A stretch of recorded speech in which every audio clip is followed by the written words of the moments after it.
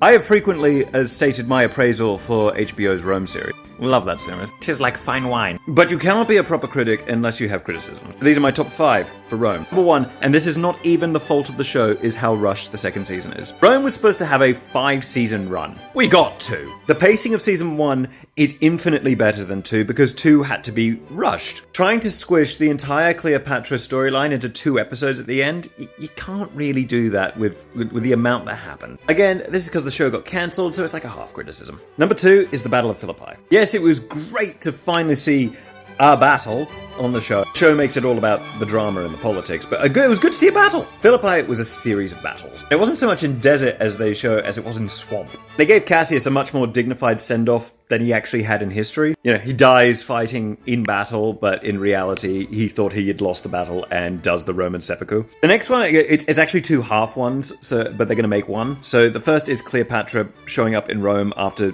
Caesar died. Cleopatra would never. Girl would have waited to see who came out on top before she went near Rome. And the other is the Herod storyline. It doesn't go anywhere. Again, this is because they had more series planned, and that was a storyline that was supposed to come back later, so it was a half criticism. Next, they kind of underplayed how much Antony did after the death of Caesar. They sort of make it seem like Octavian came up with all these plans. He wasn't even in Rome. He was over in Illyricum. They make it seem like Octavian had the plans and Antony just followed Octavian's plan. Real life Antony actually did quite a bit of political maneuvering, which was surprising for him because he was a terrible politician. Historical Antony handled that situation to his advantage. And finally, my number 1 gripe, the salutes. HBO's Rome loves a salute. The fact of the matter is we simply don't have any records of this being a thing.